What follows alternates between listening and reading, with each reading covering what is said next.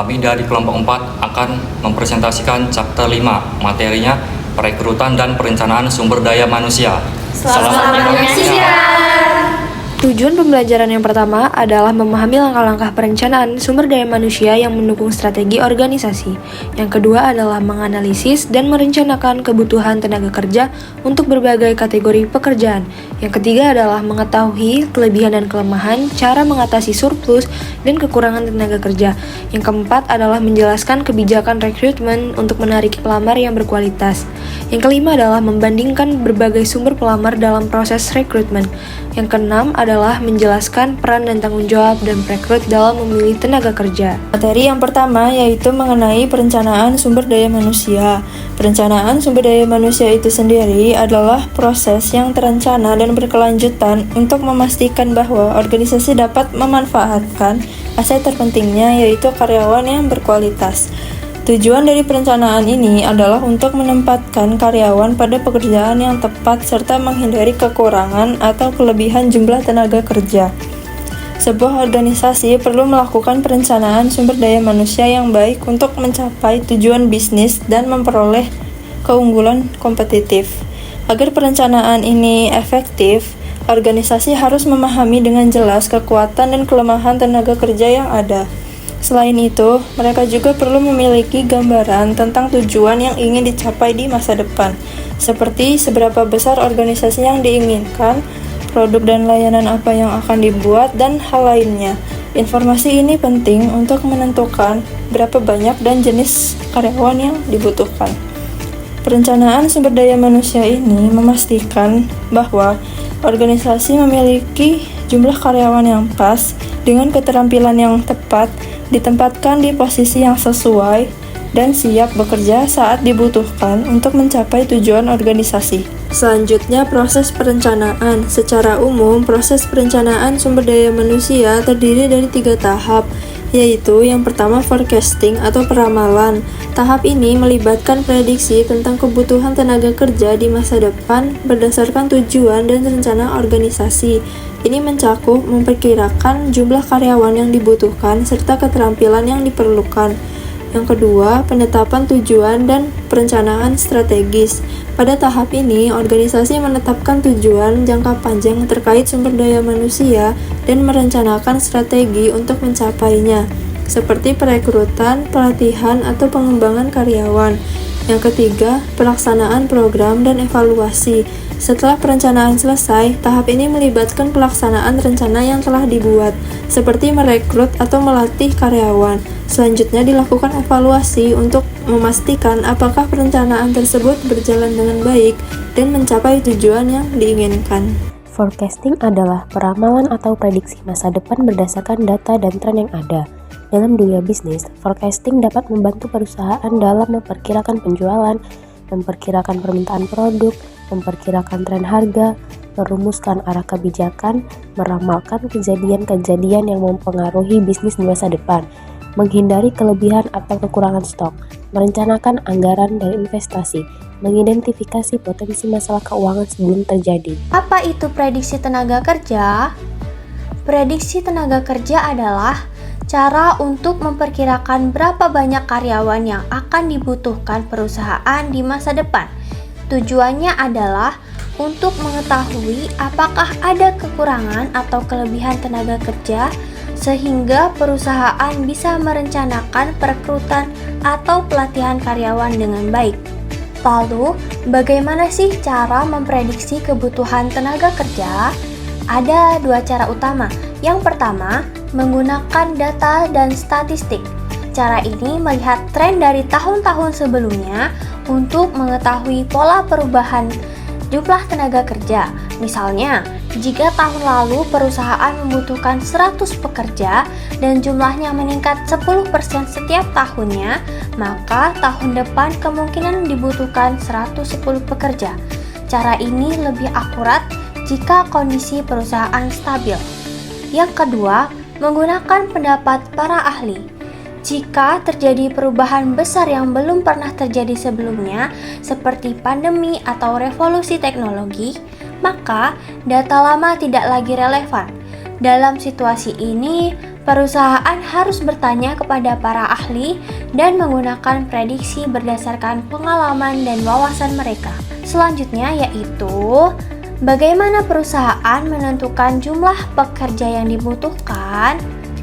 Perusahaan harus melihat beberapa faktor untuk memperkirakan kebutuhan tenaga kerja seperti analisis tren atau melihat pola masa lalu, yakni menggunakan data tahun sebelumnya untuk memperkirakan kebutuhan di tahun berikutnya. Cara ini cocok untuk perusahaan yang stabil tanpa banyak perubahan besar. Cara yang kedua menggunakan indikator penting, yakni faktor yang mempengaruhi tenaga kerja di masa depan. Misalnya, kondisi ekonomi, perubahan teknologi, persaingan dengan perusahaan lain, dan perubahan dalam tenaga kerja. Salah satu hal yang penting adalah bagaimana mengetahui tren masa depan dalam dunia kerja. Yang pertama, jika ekonomi tumbuh pesat, maka perusahaan akan butuh lebih banyak tenaga kerja. Yang kedua, jika teknologi berkembang cepat, misalnya robot dan AI, perusahaan mungkin akan mengurangi jumlah pekerja manusia. Yang terakhir, industri baru. Misalnya, energi terbarukan seperti tenaga surya membutuhkan banyak pekerja baru karena sedang berkembang pesat. Jadi, perusahaan harus selalu melihat tren masa lalu, kondisi ekonomi, dan perkembangan teknologi agar bisa menentukan jumlah pekerja yang tepat untuk masa depan. Materi selanjutnya yaitu sumber perekrutan. Perekrutan merupakan salah satu fungsi penting dalam manajemen sumber daya manusia yang bertujuan untuk mencari, menemukan, dan menarik calon karyawan yang sesuai dengan kebutuhan organisasi atau perusahaan. Proses ini melibatkan berbagai langkah mulai dari perencanaan kebutuhan karyawan hingga seleksi dan penempatan kandidat yang terpilih. Kualitas proses rekrutmen sangat berpengaruh terhadap kualitas sumber daya manusia di perusahaan. Sumber perekrutan dapat dibedakan menjadi dua kategori utama. Yang pertama yaitu sumber internal. Sumber internal adalah proses perekrutan calon karyawan yang berasal dari dalam perusahaan itu sendiri. Perusahaan dapat melakukan rekrutmen dengan 3 metode, yaitu 1. Promosi atau naik jabatan, 2. Rotasi atau perputaran peran, 3. Demosi atau turun jabatan. Adapun kelebihan dari perekrutan karyawan internal adalah bahwa karyawan sudah mengetahui cara kerja perusahaan dan budayanya, dan juga anggaran yang dikeluarkan lebih murah. Adapun sumber perekrutan yang kedua yaitu sumber eksternal. Sumber eksternal adalah proses perekrutan karyawan baru dari luar organisasi atau perusahaan. Dalam proses ini, perusahaan mencari kandidat untuk mengisi posisi tertentu dari luar sumber daya manusia yang sudah ada di dalam perusahaan tersebut. Rekrutmen eksternal dapat dilakukan dengan melakukan iklan lowongan pekerjaan dan rekrutmen melalui rekomendasi. Salah satu keuntungannya yaitu adalah meningkatkan keragaman di dalam perusahaan tersebut. Materi selanjutnya yaitu menentukan surplus atau kekurangan tenaga kerja.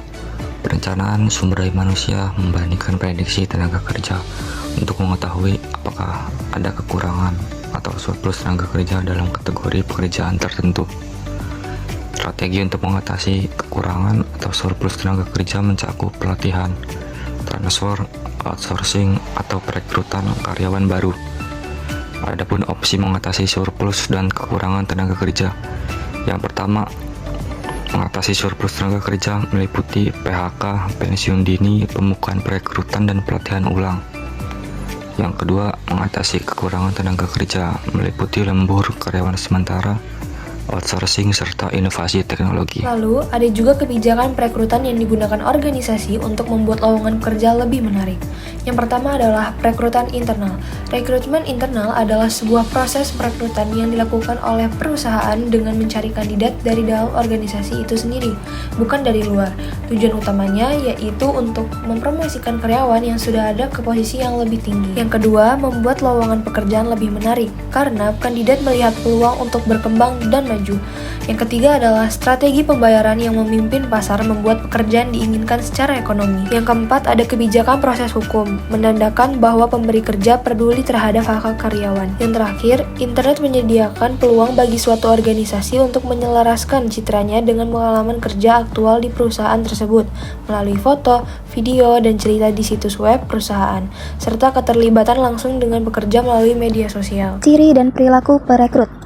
Perekrut memengaruhi sifat lowongan pekerjaan dan pelamar yang dihasilkan. 1. Karakteristik perekrut. Sebagian besar organisasi memilih perekrut spesialis dalam sumber daya manusia atau ahli dalam pekerjaan tertentu. Namun, para pelamar menganggap perekrut spesialis HR kurang kredibel sehingga perlu mengambil langkah tambahan agar spesialis HR terlihat berpengetahuan dan kredibel. Kriteria seorang perekrut yang hangat dan informatif disukai oleh pelamar. Faktor lain yang mempengaruhi karakteristik perekrut seperti usia, jenis kelamin, dan ras bersifat kompleks dan inkonsisten. Kedua, perilaku perekrut. Tugas dari seorang perekrut adalah menarik kandidat. Perekrut perlu menyampaikan informasi yang realistis dan tidak berlebihan.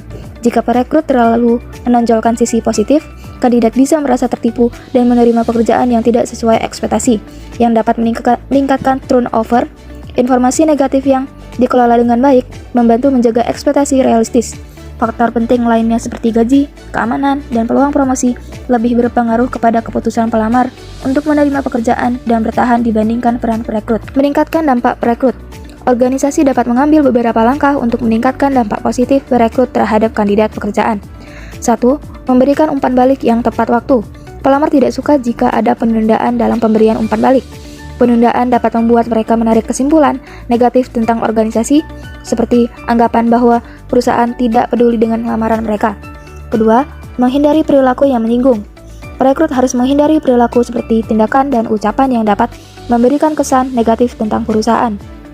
Ketiga, merekrut dengan tim.